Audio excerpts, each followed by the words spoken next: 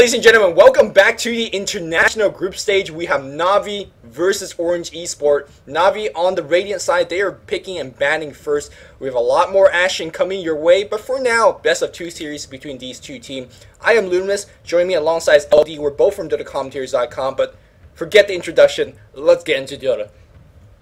Navi have done their research. They are going to ban out the junglers. They're not going to let Xtinct get access to that Enchantress. They might be angling for a Chen of their own. And more importantly, it is all about mushi for this Orange team. It always is. Getting rid of the TA, and then getting rid of one of the strongest supports. Really not, I was going to say in the Asian scene, but it has just been strong for everyone as of late. Rubik, one of the highest win rate heroes of the event as of the... Based on the day one stats, not sure how he's been doing on day two just yet. He did pretty well in our last game, in the one game we saw him. Prophet is the pick. Navi get their hands on it. Not sure who will be playing this, whether it's Puppey, whether it's Light of Heaven, but boy, Navi definitely knows how to use this Prophet. It fits their style perfectly to a T. Early pressure and just so much versatility. But for Orange, it's the Chen for Xtinct, and then it's going to be a Leshrac. Probably a yamateh Leshrac, but we'll have to see. I don't think they have Mushi's hero just yet. And then, look at this map, man. No, I know, it's as if they agree beforehand. Alright, these are hero we're picking, and this are hero you're picking, and they're just flying through them. Analysis begun. We don't have time to even talk about it, but one thing I'm seeing... Lumi, full screen. Oh, yes. Man, it's like I've never broadcast in my life before. It's okay, I got your back. Alright, good. That's why we have co-casters and backup staff, which, by the way, really big shout out to all the moderators in the chat, people that are backing us up. They're doing behind the scenes. They're not getting the glory or flames, but they're doing everything they can to support us. And without them, without the support of the viewers as well, we will not be doing this. So a big shout out to everybody that's watching, as well as our support staff. Yeah, guys, if you use Twitter, go tweet with the hashtag #Dota2TI. Let everyone know about these awesome games. The ones that have already happened have been amazing. I'm sure the ones to come will be even better. I've been told by Valve to mention that Orange has a 20-second time penalty. We mentioned it briefly in the pregame. This only affects the drafting stage. It just means they have less time to work with. So they're going to have to be a little bit quicker. That explains their speed. It doesn't really explain Navi necessarily, but now Navi has Light of Heaven's Prophet or Puppey's Prophet. They have the Invoker for Dendi, and they get a Morphling for Havos. These are some... Prophet and Invoker have not been winning that many games, but Morphling for me is the real star of this draft so far. Navi gets something big, and they get it with the third pick. This Morphling hero, most times we see him, he is out of control. Yep, of course, depending what lane you throw him in, especially that solo mid-Morphling. You were bringing up the statistics earlier that a solo mid-Morphling wins a lot more than any other type of Morphling. But most likely we are going to see Dendi's Exhort Invoker mid. As I say that though, yesterday he was playing Quaswex, so even the player who normally predominantly just plays Exhort all the freaking time is playing Quaswex. I think we've been only seeing mostly Quaswex, right?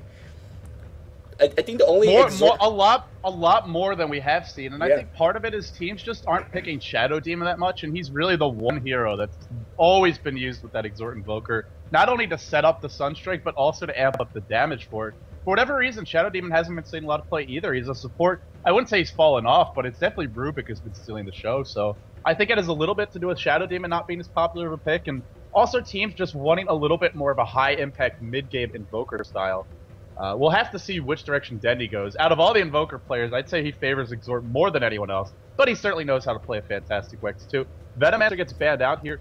Orange have not selected yamateh, or Mushi's hero, excuse me. They have not selected that hard carry yet, but they have some great team fight between the Chen heal, the Leshrac burst damage, good stuns from Leshrac, and then Tidehunter. Probably going to be in a support role. We'll see. Not sure just yet, but he will provide that massive AoE disable to work with. Yep. A couple of things that Navi's a little bit worried about. They're worried about big dives and big ganks. You see the Templar Assassin ban, the Bounty Hunter ban, the Chaos Knight ban. Usually Navi is very capable of dealing with that kind of playstyle, but perhaps respecting Orange a little bit by banning those heroes out. But for now, it's back to Orange. You know how earlier you're saying that, you know, Orange is a team that had to pick really fast. I'm not too sure how much this has to do with you know, mind games and whatnot, but if Puppey drafts really quickly, that gives Orange a lot less minutes and less seconds to think about their pick. So they're really going down their pick ban stage. It's only 20 seconds, so I don't want to read too much into it. But you're right, there is an element of mind games, definitely. But let's not overstate it. Right. That's definitely the case. Chaos Knight was the final ban here, a pretty aggressive initiator. For me, what Navi are trying to do right now is they just don't want to get killed early. They want to get their levels up, they want to get their farm, and then once they get that sort of that critical mass of items, of levels, that's where they can be aggressive around the map. So that's why we see Bounty Hunter getting banned. That's why we see Chaos Knight getting banned. Heroes that can set a very fast pace. And it even explains the TA ban, although that's also just a respect ban towards Mushi. Who is Mushi going to play right now? I'm not sure. Queen of Pain in the pool. That's a big hero that he loves to play. What are your thoughts? Because for me, whenever I watch Orange, I feel they're very similar to MEFC, where Nick, or Silvercross as he's also known, those two players completely set the tempo for their team. If they do well, the team does well. Almost like Dara with G. And if they don't, the team may win, but those wins are generally few and far between. It's always about Mushi, and to a lesser extent, Yamateh for me with this Orange team. I think Queen of Pain, like you suggested, would be a great hero for Mushi to play, but I'm not too sure whether it's going to be good here. If you look at the survivability of these heroes, it's going to be ridiculously high. Invoker gets naturally tanky, he gets the drums, he gets the force out. We know what Morphling can do, so don't need to talk too much about it. Of course, Nature's Prophet gets the mech, force after necessary, he's going to be tanking. Same thing with Windrunner. I feel like if Windrunner is going to be, or if Queen of Pain is going to be selected by Mushi, he's going to have a little bit tough time, especially during the mid game to chase it in. It's going to be Sand King for now, and there's a lot of AoE team fight, and let's see how Navi's going to be responding to that. Yeah, Sand King is the pick here as well. Just so much initiation. Now we see the Sand King Leshrac combo. The lane's starting to take shape here. It's looking, I mean, obviously Chen's in the jungle. I'm thinking normally when Orange pick a Leshrac and a Sand King, they dual lane them. And that throws Tidehunter into a solo position. They really just need that solo mid right now. So they have everything else to work with. Great team fight. No damage dealer yet. So whatever this carry is, almost certainly for me, is going to be going mid. I suppose they could dual lane mid. I suppose they could maybe have a roaming hero of some kind. But I'm guessing that's what Orange are going to do. Because Sand King and Leshrac, a great combo. But they do need levels and they do need farm. That's why we generally see them both tucked away in the safe lane. Pretty aggressive combo, but they need to be able to do those pulls. Yep. Now, I mean, Tidehunter solo mid is a thing as well. We've seen some Chinese team do it in the early stage of entering back to Dota 2. You get that quick Ravage of 6, you bottle and use your Anchor Smash, spam for creeps and harass. I have not seen any team done it since 2-3 months ago, but it's a possibility, so I'm just leaving it out there. But Crystal Maiden as a support, we haven't seen her for a long time, and we talked about that 20-second penalty. It's mattering, it's going down to seconds, and we have Queen of Pain going to be the last selection, so that is going to be Mushi's hero. There you go. It's Mushi's hero, and the team fight, I like it. You know, you have so much lockdown. You have some great burst damage with Leshrac and Queen of Pain. In the ultra late game, or even the later stage of this game, Prophet, Morphling, and even Invoker, Windrunner are pretty strong semi carries. Navi should be able to get the edge if they get to that point, but it's going to be tough to get there. There's so much opportunity for aggression for Orange, and let's be clear, these semi carries, the Queen of Pain and Leshrac, they can be quite fearsome. Yamateh, his Leshrac always gets a really good start, knocking down early towers, getting a lot of big items. Really likes to go for Bloodstone. We'll see what he does here. I guess my one question is how Mushi is going to play this game. What sort of items will he be going for? Will he be rushing a BKB? Will it be a quick Scythe of Vice to try and lock down her boast? We have seen a lot of Scythe of Vice rushes, and I feel if you can get it quickly enough, the kills are going to be very easy to come by. Look at Navi's lineup. Aside from the Morphblade, they have some survivability skills, but there's so much lockdown in Orange and so much magical damage. Windrun won't help you against that. Prophet is squishy, and I even feel this Invoker could be brought down. Yeah, depending on the position, depending on the item choices, it's going to be hard to say. But for now, let's introduce Orange. Yamateh going to be handling the Leshrac. We have Ice playing a Sand King. Winter on the... look at that squid on his head. It just brings the chuckle to Squiddles! Yeah. It's Squiddles! I think Squiddles is on his hand, right? There's just a squid on his head, which is kind of awkward. I thought that was Squiddles. Maybe I'm an idiot. Yeah. Okay, I guess I don't know. Mushi is going to be playing the Queen of Pain, and lastly we have X handling the Chen. Meanwhile for Navi, oh, you might see Clash here. Lightofheaven in the front line, playing that Windrunner, one of his signature heroes. We saw him not really playing Windrunner too much a couple months ago, but he is back to that Windrunner, his Windrunner ways, at least here today. Pavost with, I have to say, probably the ugliest set of items in the entire game of Dota. I know it's really the only items available for Morphling, but frankly, I prefer my Morphlings naked, or maybe just some Kool-Aid options. Either way, Dendi will be playing the Invoker. It's looking to be an Exort build. I'm excited for that. ars-art on the Crystal Maiden. And finally, it will be a Puppey Prophet, which means jungle times for him. For anybody that's not familiar with Luminous and LDcast, all we really talk about throughout the entire game is just cosmetic items. So if you want in-depth analysis, turn else. There are other streams. I'm just kidding. By the way, please don't go away, guys. Navi Orange Best of 2 series. Hopefully, we're gonna have a lot of good action. ars-art sees himself a Hasten. One thing you want to talk about ars-art, he's saving a little bit of gold. Perhaps saving for a quick Sentry Ward if he needs to deward camp. Not too sure. Maybe saving a quick TP scroll if he needs to change lanes. But for now, Dendi going mid. Ooh, this looks like an Exort build. And he does have... It's definitely, it's an Exort build. Okay. I'm pretty confident. Yeah, you know, I could be wrong. But they have a CM who could definitely set up the Sunstrikes. And I think, you know, it's a Tidehunter bottom. I don't know if I've ever seen Dendi go for these items, then go for phase boots, and go back into Wex. He could do so. I'm expecting Exort. It seems like Dendi prefers it. You know, it's just, oh, top lane though. They catch out Light of Heaven. This is going to be a very quick first blood, I believe. No, the wind run patiently held on to. He will be running away. Puppey, or excuse me, Xtinct, is he trying to come in to set up this kill? There's the South. Ice still being chased, that Burrow Strike. Too low range, but a nice body block here might be enough. Oh, X just a few seconds short. Light of Heaven. He lives, but only barely. Yeah, he burned his salve, and I mean, luckily for him, he actually drew yamateh away from the lane for a couple of seconds, so he didn't even lose that much EXP, but very, very heads-up move here by Xtinct. Saw the Observer Ward being dropped, so he's going to deward it immediately, and basically now, Light of Heaven's playing up blind at top. Of course, there's no River Rune, River Wardage here for a Navi either, so Mushi's going to have a huge advantage in terms of grabbing the rune as well. Right now, kind of a good start here for Orange, despite nothing really happening so far. You know, the one downside of this lane that Orange is running, though, is because Windrunner's so good at physical harassment, Sandcane is the support in this situation. Right. Yamateh is the one who gets the farm.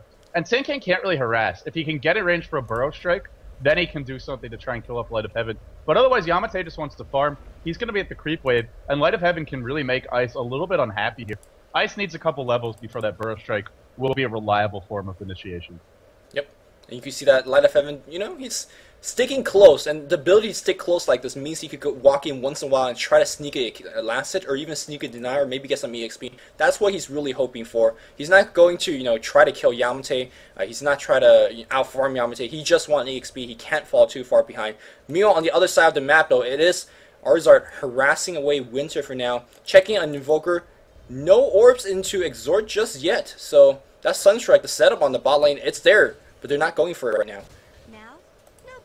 Yeah, for the moment, it's very a passive start to the game after that moment. By the way, yeah, a very passive start to the game, but just look at I gotta say, look at the team pennants. Orange right now, apparently not having too many fans, but I guarantee you, we see it happen every game. If they get a decent start, then you're all of a sudden gonna see, you know, if there's any sort of big plays by Mushi or yamateh or any of this Orange squad, all of a sudden that number will start to climb. There's so many Navi fans, easy to root for them, but show Orange some love too, guys. But yeah, as far as this game goes, Morphling getting absolute free farm, Prophet getting good farm in the jungle. Dendi doing okay, and well, really not okay in mid. He's only 4-0. Mushi is crushing this lane, to be honest.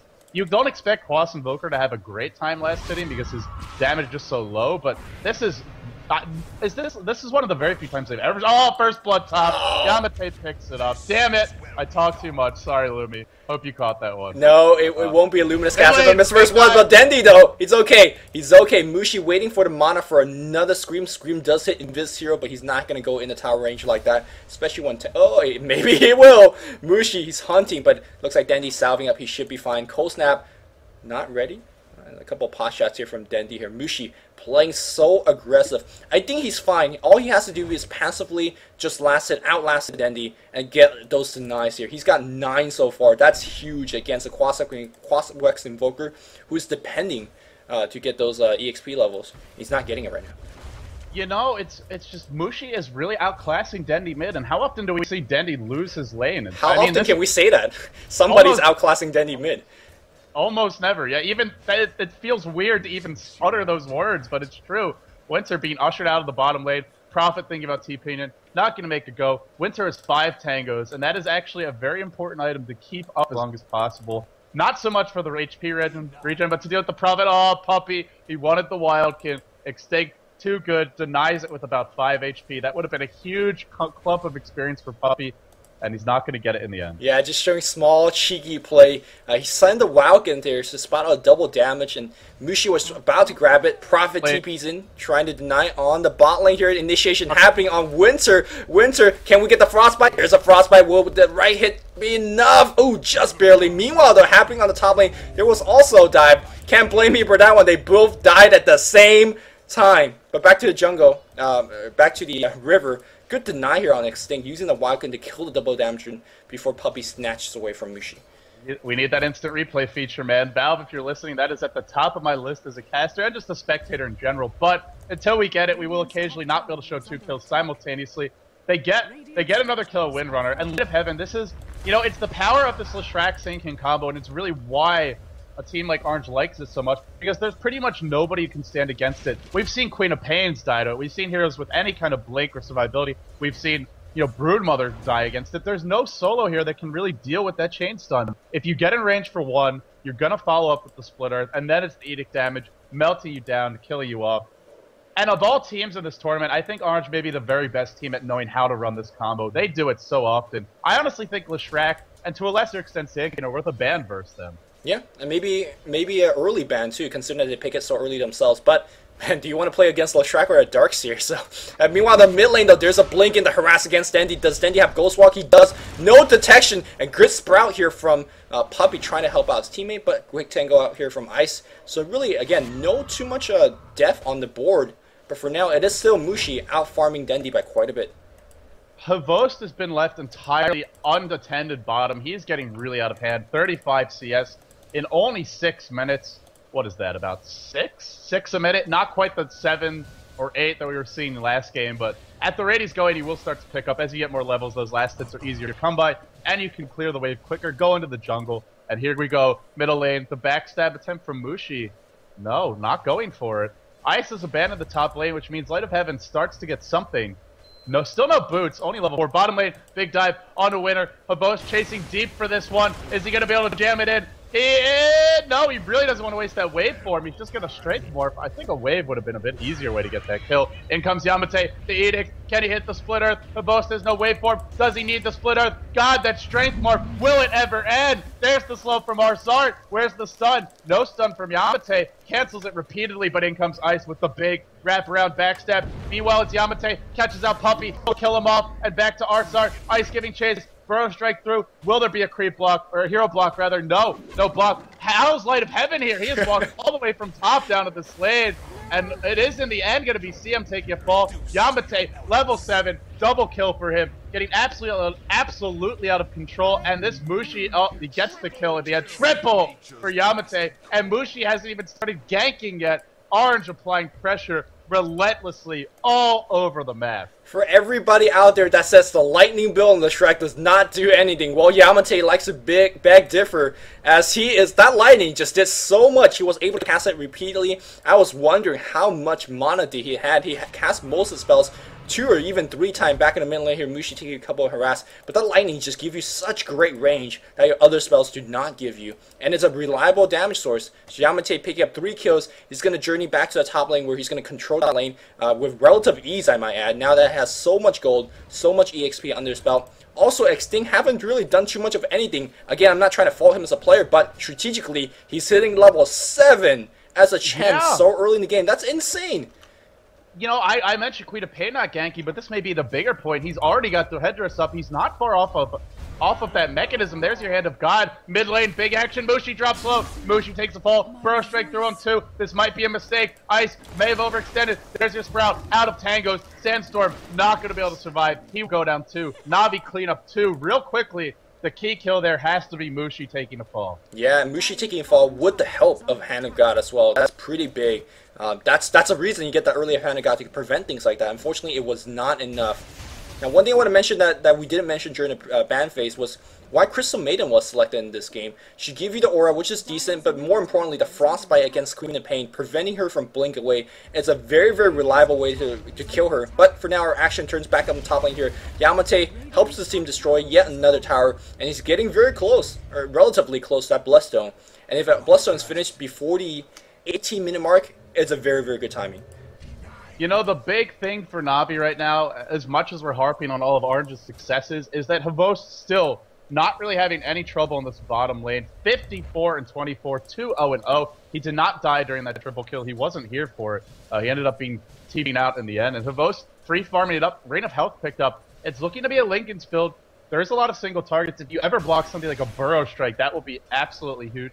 Now, you can get a Rain of Health and just sit on it. It is a pretty cost-effective item for that, especially since you already have some mana regen from the Raid of Basilius, from the Magic Wand if you get some charges up. But here comes the smoke gank. Mushi, Ice in the front lines. Will they find the Burrow Strike? Havost spots them out. Did they even see each other? I don't think Havost saw them. Or he did not react at all if he did. Some poise if that's the case. Now, one thing I want to talk about, sure, Morphling, he's leading chart when it comes to CSing, but when Navi wins, it's not because Havos is carrying the entire team. They don't win like that. They win when everybody's doing well. So it is a concern to me that only Havos is doing well, at least for now. Sonic Wave for the creeps. Wow. That is a lot of treants. He really doesn't like trees, man.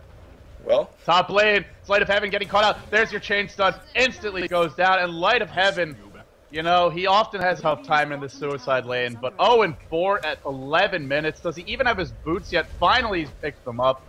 This is a horrendous start for Light of Heaven. He's one of the better comeback artists in the Dota scene. He normally finds his farm eventually.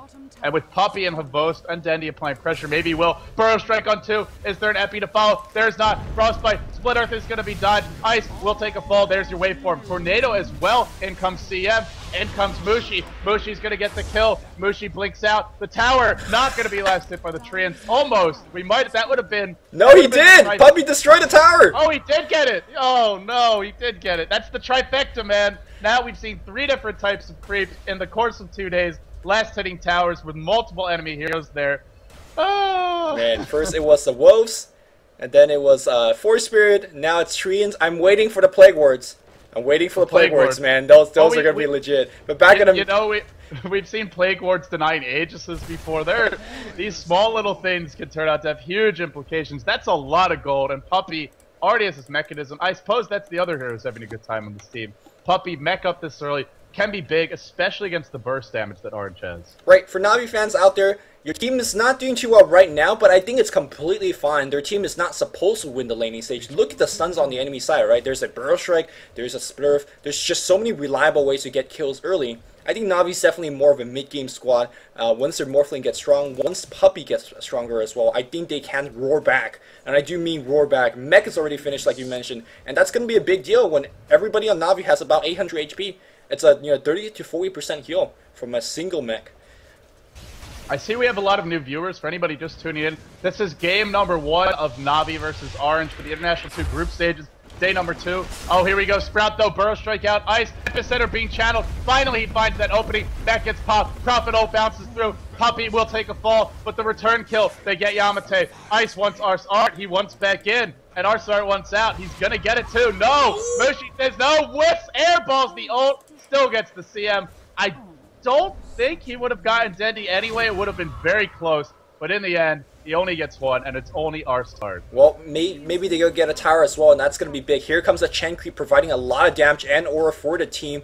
And with this tower down, I think it's completely worth it that you quote-unquote airball the ultimate. It's fine, though. It's completely fine. You got to keep in mind that anytime if you're on the Dire team, if you take down those Aegises, or take down those, I'm getting ahead of myself. If you take down those early towers, those Aegis, those Roshan engagement is going to be so important, as there's less and less towers for the Radiant team to TP2. Lane. Oh, okay.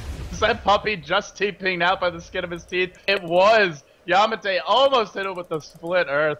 Puppey dodges 1 bullet after falling to a previous one. I gotta say, Puppey really needs his boots right now. The mech is great, but it is so easy to run him down with the mobility of this Dire lineup. One other thing I really want to keep an eye on is how quickly does Ice manage to farm his Blink Dagger. I feel if he gets one, or to a lesser extent if Winter does, that will just completely... That's what Orange need. They need that reliable, long-range initiation. Because Navi, they want to spread the map, they want to farm by themselves. If you have a Blink into a Burrow Strike or a Blink into a Ravage, you can really punish that. And with Leshrac, with Chad, you can turn it into some quick towers. And that will really slow down the farm of Puppey, of Havos. Yeah, they also need it because Leshrac and Queen of Pain, sure, they could get into center of business and start doing a lot of AoE damage, but they don't want to be the first one in. They're too squishy, they're too frail. You want your Sand King to be first one in. And here we go. Havos might be eating a couple of ultimates on the bot lane. The entire team is smoked there. If they get a kill on Havos right now, that tier 2 is also in danger. But right now, pretty good positioning and pretty good awareness. Perhaps they're going to chase this Queen of Pain. Mushi baiting it up. He has an Invis rune as well. And look at his items. Here we go. Burrow Strike. Oh, no. He's not going to get it off. And that was a big, expensive gank. That didn't do much. I actually think Mushi should have let that hit himself. Then they would have all charged in, and all of a sudden there are 4 heroes waiting in the wings. You have the Chen heal. You have the mech. You're not going to die unless something incredible that I can't even think of happens. And then it's a huge bait and a massive turnaround. In the end, the smoke is revealed. Still, they're applying pressure. And of course, Navi, the experts of counter-pushing, if there ever were any. along with teams like MTW, so good at this. They're going to pressure top, they're going to defend bottom, and they have a pretty decent team to do so. CM, a little bit underrated in this respect. Crystal Nova is a fantastic way to slow down the push. More than one way, huh? Because they're also slow. EMP Tornado here, draining everybody's mana. But Sanky, two-man Burrow Strike. Where's the Ravage? Oh, Sonic Wave. That hits everybody. ars-art very low. Where's the Blinking for Mushi? No Blinking just. There's a Blinking. Light of Heaven very low as well. No Shackle being attempted or hit so far. Tower, though, fairly healthy, though. Can yamateh get it down? He's going to try. Someone's got to drive this creep wave back. Lightning doing so much lightning. And Scream, man. They just mow down that creep wave. That's going to force out Glyph. But look at the top. Puppey, one tower down, working on the second tower. At best, this is a trade. Still a very favorable trade for Orange. Icy's gonna go in. He misses clean. That's fine. They got the tower. Time to back up. And now with those towers down, like I mentioned earlier, that Roshan becomes a lot easier. Oh yeah, definitely. The map control here is insane. By the way, yamateh, I believe he's had this Bloodstone for 2 minutes. That's a 14-minute Bloodstone. yamateh so good at farming on this track, and yes, Light of Heaven may be caught out of position, but credit yamateh for that as well. Top lane, it's Mushi and Puppey. Man fight, although one of them is not a man, and it's an angry woman known as the Queen of Pain, and in the end, she womans down, she blinks out, in comes Ice. Another round, they want to make a second go. Puppey has finally picked up the boots, he can TP out, and here we go. Those Spidey senses kicking in, he will escape in the nick of time. Havos farming Ancients. This is not something you see Morphling do if he's having a good time. He's sitting in the lane, but with all these aggressive wards being down, with, like you mentioned, the towers being destroyed, it's not that safe for him to be in his own jungle. It's not that safe for him to be farming in the lane. Again, I'm glad you brought up that point. You pointed out how, Havosi's doing really well when it comes down to farm, but that's not how Navi really claims their lead. That's not how Navi wins. Everybody needs to do well. They need to be killing people. They need to be killing towers, and they're not really doing too much of that. They only have 6 kills, 2 tower claim. Sure, Havos is big, but he's buying a Lincoln Sphere with that gold. I'm not sure how much that's going to accomplish at the end of the day. So for now, I mean, Navi's not looking too good, but Orange need to play like this, right? Look at their lineup. It doesn't go too late. There's yamateh, there's Mushi. They could get Hexes. They could get things like Shivas. Those are good, some good late game item, but they got to work for it. They got to get gold. And for now, one way to do so is the Roshan, and they're getting in there. It even goes to the item selection. Bloodstone is a pretty great item to get to go towards the late game, but for Mushi, he's going for an Orchid. He's not rushing a Sight Device. He's not getting anything bigger, no damage items. I think even a BKB is going to scale better for you than an Orchid, because that Morphling is getting going to have a Lincoln Sphere. He's probably going to go for Manta. If you do go for the Orchid, you're going to be dealing with a mech. You're going to be dealing with some defensive capabilities on the Windrunner. And if they get any of those defensive abilities off, it's going to be hard to actually finish the job during that Orchid Sun. Sight Device is just a next class item as far as it goes, and well, it fits Arja's style. They want to keep the pressure up, like you said. They want to be aggressive, and while you're building a Sight Device, sure, it's amazing once it's finished, but it doesn't do nearly as much for you until it's finished, and it's also a bit more expensive. Here we go for Orange, pressuring the bottom lane, pushing in the mid lane, and now, like you mentioned, that Roshan, it will be the prize. Navi know this is going on, that's why they're pushing top and they're pushing up mid. They're not going to contest it, but they're going to try and get a tier 2 in return. Yeah, with Edict Chen creeps and things like Gush, they are going to bring down Roshan very quickly, but not quick enough to protect their top tower. Unless Mushi goes, and Tidehunter is porting in. There's a dire Glyph. It looks like they want to hold on to it. I'm not too sure Tai by himself could do it. Back in the mid lane here, Tornado does scout out the Roshan EMP. Mushi's going to jump out here. Where's the Burrow Strike? Where's the Burrow Strike? Oh, it just cools down. Unfortunately, now on the top here, teleportation comes in. That's Puppey. Can he make it out? Yes, he will. Oh, that long casting time of the Split Earth not going to be enough. And Dendi, he's slowly walking up top, probably setting up. I really think you give up that tower and take the Roshan, but they defend the tower. They did use a glyph. Ravage is still available. Havos walks into Ice, and they're just going to be 2 ships crossing the night. Where's the Burrow Strike? Oh, he Burrow Strikes the Replicant. Not what you want to do there. Havos, waveform in. But this is not a supportless track. This is a very large one. There's your silence. Havos melted down and spit out for breakfast. And now they turn their attention towards ars-art. Somehow xtinct has found himself in the middle of this fight, but that's right where he wants to be. Huge epicenter coming in from Ice. 3 kills for Orange, and now they will get the Roshan, and they will defend that tier 2. I was wrong. Orange was right, and it's looking real good for them right now. yamateh Ogre Club picked up. BKB coming soon. That silence on the Morphling right before the Lincolns is finished. What a time to complete that Orchid. That was huge, and Navi right now is on the rope. That was a team fight when Orange did not have Blink on Tide or on the Sand King. That was a team fight where they don't have the Aegis, and now of course yamateh adds a couple Bloodstone charges. This is a team that like to get advantage and keep building on those advantage and basically choke you out of a game. And right now they are on, Navi's on the rope. They're hanging on, and Navi's big hands, they're clasping in. It's getting to Navi soon, man. The rope is fraying right now. You know, it is slowly. It's starting to peel apart a little bit. I mean, credit Navi for this. They're on the back foot, but they are just finding every ounce of farm they can squeeze out of the map. They are doing so. Whether it's Dendi solo farming the top lane, 4-step drums, phase boots picked up on him. Whether it's Puppey farming the Ancients. Whether it's ars-art even farming the small camp. I mean, every little ounce that they can get, they are trying to suck those drops down. But really isn't enough. It's not looking like it right now. Navi definitely team, if they win a fight or two, they will turn this game around in a big way. But they need to find those fights, and they need to win them. And good luck doing so against such a strong defensive team and a team that's so tanky. Shackle will latch on X. This will be a long dive to actually go in, and it is the Sand King maneuvering around, looking for Light of Heaven. Burrow strike in. Is there a gush? There is. Pulse Nova to follow. The big damage. Yamateh claims another kill. Those Bloodstone charges, they are racking up 7, 1, and 4. 14 kills. He's participated in 11 of them, and he has 11 charges to his name. Man, you gotta keep in mind that Orange is taking these fights without the Ravage being up there. It's not even the full strength yet, but it will be back in about 20 seconds. Sand King waiting on the wings, does not have EMP Tornado being dropped on the mid lane. Yamateh is gonna drain a bunch of his mana as well as Chen Creep, but he says, I'll tank it, no problem. Here comes Winter walking in very menacingly, threatening to drop the Ravage. And I think Orange will be happy with what they get. They're going to swing up top where the Creep Equilibrium is very, very convincingly, or not convincingly, conveniently right next to the tier 2 tower. And they're going to be looking to take that one as well. It's looking really good for them right now. Ice get close to a Blink Dagger, 1,300 gold picked up on him. I don't think he needs to go for Arcane Boots this game, even though there's an EMP Tornado, because there's already double Arcanes up on the Chen, on the Tidehunter. They are fully prepared for EMP Tornado. Sure, it does some damage. It does remove some mana. It's not useless. Bottom lane, though, Mushi gets a solo kill on Puppey. Puppey not able to escape in time. Big plays from him. Well done, sir. And now comes the EMP Tornado. But Yamateh, here's the other thing, is Yamateh, he eats the EMP, and he still has mana to work with. Oh, man, they get the last outer tower, and they do it 22 minutes in. It is not the most crazy game in terms of, or not the craziest games in terms of the number of kills we're seeing, but it's just a very slow and steady control of the map, getting the kill advantage, getting the Roshan, just perfect play really from Orange, and I feel like Navi is getting out Navi'd because this is normally what we see from them. Yeah, the Navi mantra is, we fight you under your tower, we kill you under your tower, and then we push your tower. And that's exactly what's Orange. Orange are taking these big fights because they can.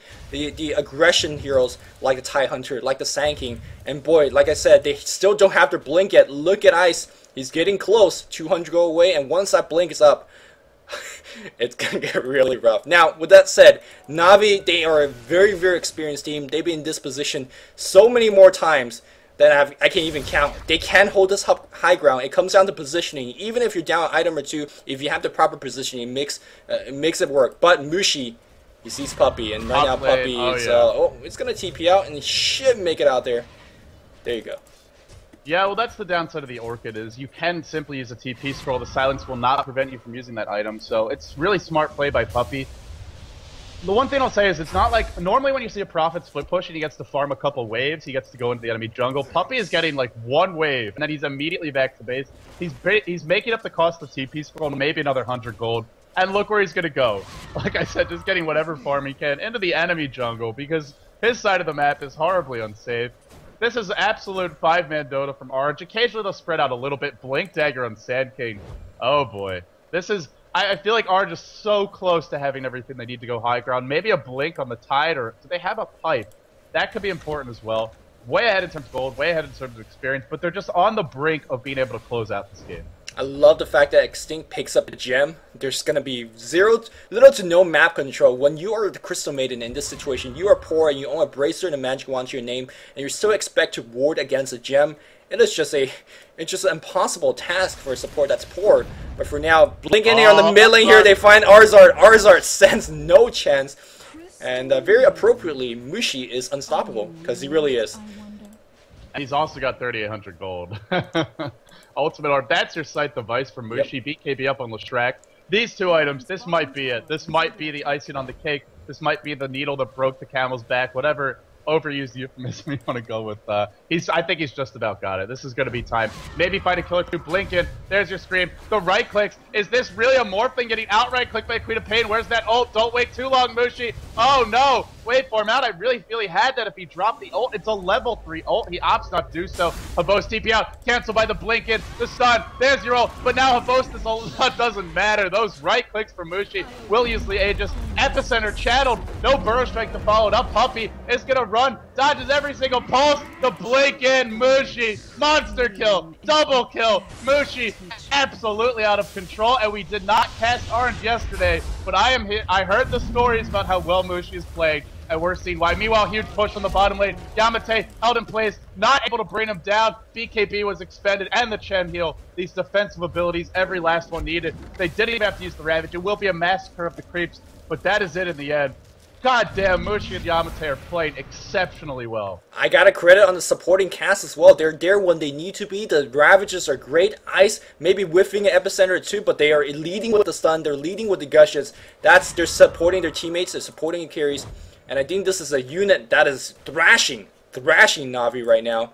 And again, how much will they wait to continue pushing? I don't think there's any sense of urgency because Havos's been dying. He's not farming well. He has a Lincoln Sphere and a ban of Elven Skin.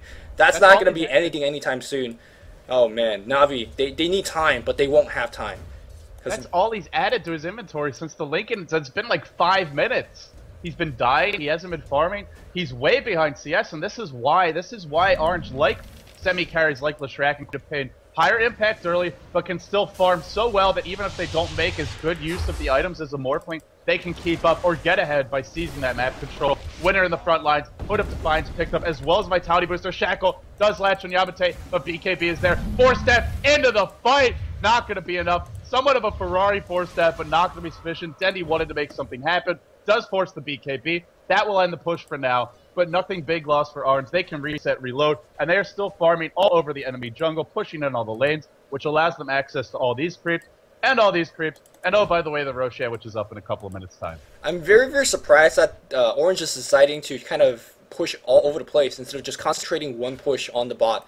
I feel like their initiation is so good with the Blink Dagger on Sand earlier, when Lesh got pushed in and he was forced to pop his BKB, if Sand was able to Burrow Strike 2 or 3 right there, that's a 1-team fight because, Yamateh would have just ran right in, post Nova, and basically killed the entire team. The TIE Hunter would have followed up with Ravage. I really think that Orange will be having better luck if they concentrate their entire effort on one lane. But with that said, because they're pushing every single lane, they're going to give themselves the advantage for Roshan just a little bit later on. They're also making sure that there's basically nobody trying to do any kind of shenanigan pushing out without getting ganked. So there's merit to that as well. But in terms of pushing right in, Orange is not doing that right now, though. Mushi picks up a Demon Edge. Such an aggressive build. 2 disables a lot of damage items, and now he wants even more damage. He's going to easily outright click this Morphine already, and with this Demon Edge, he will just chop him to bits. Not to mention Windrunner having that Windrun ability. Once this MKB is complete, the evasion will not help her survive. And Light of Heaven, can we just talk about him for a minute? He had a bad start. So often we see him recover. He'll sit in that lane. He might die a few times, but he holds onto his tower, and then he just farms somewhere in this region if he's played on the Radiant in that off lane. But he has not been able to leave the base. He has not farmed phase boots, headdress. Even if he gets up this, I guess this is going to be a pipe. Even if he ever finishes it, he's so squishy, he's probably going to die before he even uses it. Well, he's going to probably stay back and use his good positioning. But yeah, it's going to be rough, especially when you're dealing with multiple Blink Daggers.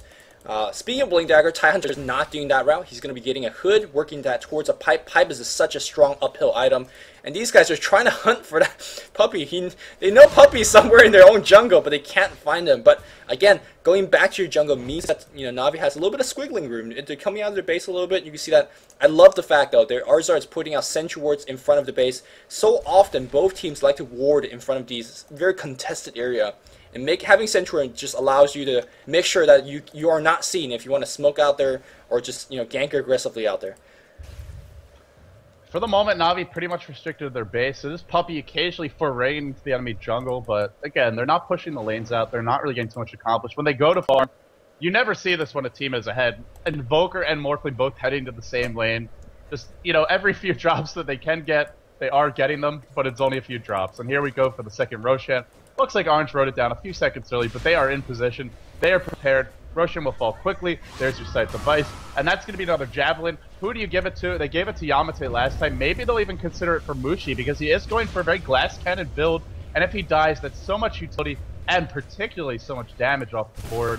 But whoever they give it to will bring a lot to the table. Yamateh 17, Mushi 19. Man, these guys are fat, and it's going to be Mushi. I like this choice. I think he is just a much easier to kill hero right now. This allows him to dive in, die once, come back to life. Might even get to use the Orca 2 times in a fight. Yeah, and of course Mushi's doing way more right-click damage. Yamateh is doing a lot of AoE damage as well, but he has a BKB, so for now he's absolutely fine. Mushi, though, here's a push that they've been waiting for. They needed us. They needed the Aegis of Immortal. Mushi could actually just blink and initiate and just drop AoE up the wazoo on Navi. But for now, slow siege. Look at the tie. Never mind about slow siege. Just waltz in, blink dagger, burrow strike. They miss on Dendi.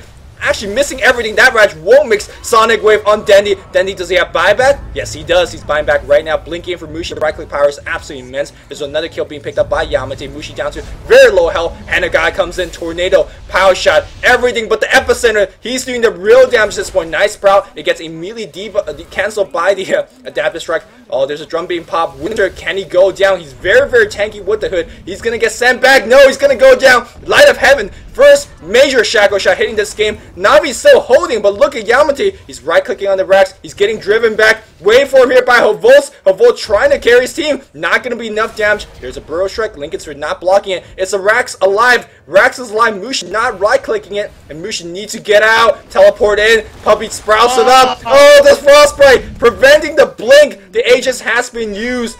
They kill her a second time. Navi's holding on. This is the experience that we've been talking about. Xtinct in the air. Xtinct's gonna go down. Navi holds. Navi defend. This is Dota 2 International that we're watching right now. The champion stands strong, at least for now. They stand strong, but I really have to question Orange's decision. They're diving the fountain, the Burrow Strike blinking, missing from ice. I do feel if they just right-click, look how low the Rax is. Queen of Pain does a lot of damage, and she was busy diving the fountain, going for kills. You can understand the excitement of Orange right now. You can understand the aggression. But when you have an opportunity to take a Rax, you have to take it. Because there's been a few games you and I have cast recently where Rax have dropped this low, and if it's not killed off, it may never fall. Puppey, top lane, Gush, Anchor Smash, he'll TP out. There is no Ravage. We'll have to see if this one comes back to bite Orange, but they had so much going for them. A crushing item advantage, a huge golden experience lead as well, the big level advantage there.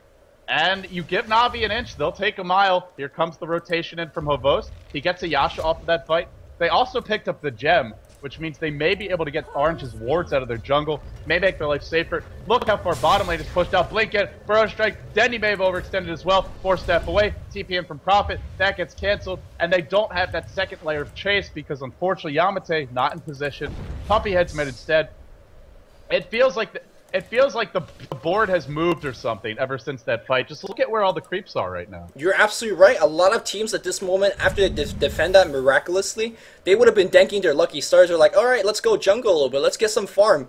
Navi says, we have the advantage right now. Let's go set up gank. It was Crystal Maiden, Morphling going up top. It was a 3 heroes going up bot. They want to get what they can. Orange have good positioning. They cannot get pick off, but Navi is pushing out every single equilibrium on each lane. They see Mushi. Can they chain stun Mushi? That's the question right now. Oh no, ars-art gets hexed. ars-art is trying to farm Wildkins, and the Wildkins is completely not worth it. But here's Hovos pushing up yet another tower. The equilibrium, like you mentioned, it's all on the dire side.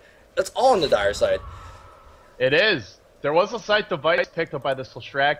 I think for Orange, they have to be careful not to take too long. I don't know if you really want to wait for that next Aegis. It's about 6-7 minutes off. And if you wait that long, that might mean a Manta up for Morphling. That might mean a Sight Device, or maybe not a Sight Device. What is Puppey going for? This could be a Necro book. It could be a 4-staff. I think either is decent, but I'm thinking Necro because if he won the 4-staff, he would have already bought it. And if that's the option, if that's the choice for him, if they win another fight, that means more towers going down. That means the push happens faster and harder. And Orange realized this. They don't want to wait any longer. They group up mid. They're heading in for the push. Have there been any other big item pickups? Let's take one last look before this fight breaks out. Ars-art has his patented Sanj. That's maybe not the biggest item, but it will help him tank up. I love it. Ars-art, always so baller with the CM. 1200 HP, will still probably fall. The push stalled for the moment. And Navi, they're pretty good at stalling this, but they really would love to have the tower up right now. Without it, it will be a lot easier for Orange to get on the high ground. The big thing here in the next fight is that Morphling finishes Mantis out. By converse, he does not have buyback. That's going to be huge if they lose a Morphling. Oh, Shackle Shot. That's Light of Heaven for you. They're going to do some pot shot damage on Vincere. Yamateh going to work. Pops with BKB. He wants Light of Heaven. Can he get Light of Heaven? Here comes a Burrow Shark. Light of Heaven's done. Does he have buyback? No, he does not. Vincere is getting stunned up, but he's so tanky with the pipe. Has not used it yet. Where's the blink from? No, the blink is not even online. Ice whips a huge epicenter. But here we go, Dendi. Now they're chasing. They got the Rex, which is fine. But how many heroes can Havos pick off? There's finally the Ravage. They're gonna get Dendi. Will that be enough? Everybody on the full retreat. Ice Blink Dagger cooling down. He does get a Puppey. Sonic Wave. Huge Sonic Wave. They're gonna get yet another kill. Havos cannot defend by himself. I think Orange has done it. They grabbed the Rex without paying too much of a heavy price. And they could still do a lot more damage on the mid tower as well. If you want to go high ground, is there a better hero in the game to do it with than a Tidehunter? Good lord, Navi was so beautifully spread out. They were doing everything they could to force out that Ravage without getting caught. And Winner's just like, yeah, buddy, I'll just wait here all day long. You can drop all your nukes, and then you're right at the boundaries, but you're still going to be hit by the Ravage because you can't even attack me without it hitting. Winter, patient play from him, and the frustration has to be there for Navi. So tier 3 goes down mid, the chase goes the other way. Burrow Strike in. Oh, that might have been a mistake. It looks like Ice is going to save. No, the Deafening Blast catches him. Splitter, not going to hit. But here comes Mushi. The MKB was picked up, by the way. That was a big damage source in the last fight. Gosh, on Havos. Havos locked in place with the right clicks from Mushi. One more will do it. Mushi chewing through the Morphling. Here's who's the real damage dealer. It looks to be Queen of Pain this game. And now Mushi has the send. Wants Light of Heaven as well. Where's the slow? Right clicking away. Light of Heaven stands no chance against this onslaught. One more right click. Does him in.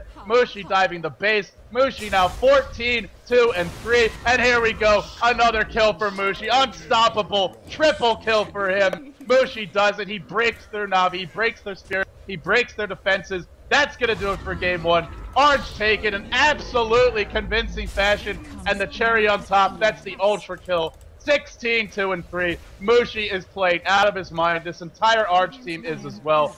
What a game number 1 from Orange. Wow. The champs from last year definitely does not look like it's on their game day. Puppey 0-8, 3-3, 3-3, 1-7, 2-7. Navi got to step up the game because Orange, no free wins will be given. They are ready to take down anybody. They need to go to top. The day 1 record wasn't too strong.